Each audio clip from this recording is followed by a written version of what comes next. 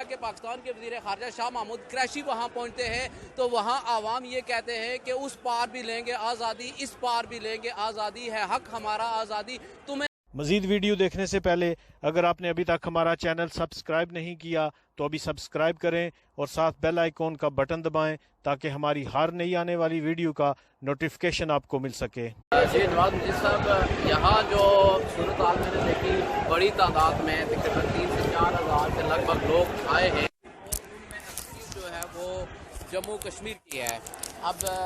بڑی تعداد جموں کشمیر کے لوگوں کی یہاں جمع ہوئی ہے جو اپنے آزادی کے سوال کو لے کر، جو قومی سوال کو لے کر یہاں پہنچے ہیں۔ لیکن یہاں جو مجھے نظر آتا ہے کہ مختلف ٹولیوں کی شکل میں مختلف گروپس، مختلف جھنڈے، مختلف نعرے لے کر یہاں پر نمودار ہوئے۔ جو ان کی آوازیں جو مجھے سنائی دے رہی ہیں، ان آوازوں کو سنتے ہوئے مجھے یہ لگتا ہے کہ جموں کشمیر کا جو قومی سوال ہے اور جموں کشمیر کا جو قومی مسئلہ ہے وہ کہیں پھر دور تاریخ میں چلا گیا۔ اب ایک طرف ہمیں وہی نعرے سنائی دے رہے ہیں اس پروٹیسٹ میں، اس عوامی احتجاج میں، جو 2 دن پہلے مظفر آباد میں ہمیں نظر آئے۔ مظفر آباد میں ہمیں یہ سنائی دیا کہ پاکستان کے وزیر خارجہ شاہ محمود قریشی وہاں پہنچتے ہیں تو وہاں عوام یہ کہتے ہیں کہ اس پار بھی لیں گے آزادی، اس پار بھی لیں گے آزادی، ہے حق ہمارا آزادی، تمہیں دینی ہوگی آزادی۔ اب یہی آوازیں یہاں بھی سنائی دے رہی ہیں، لیکن ان آوازوں کے ساتھ جو رنگ برنگے غیر ملکی جھنڈے، غیر ریاستی جھنڈے جو وہاں اٹوٹنگ اور شارنگ کی نمائندگی کرتے ہوئے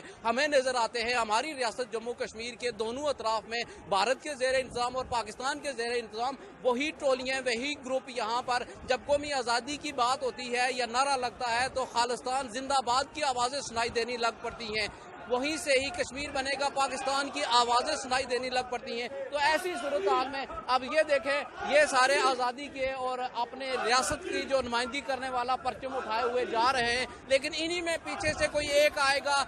کوئی غیر ریاستی جھنڈا لے کر ان سارے جذبات کو، ان ساری امنگوں کو، ان ساری امیدوں کو جو خود مختار جموں کشمیر ایک آزاد وطن، ایک خوشحال وطن کی ہیں، اس پر پانی پھیر کر چلا جائے گا۔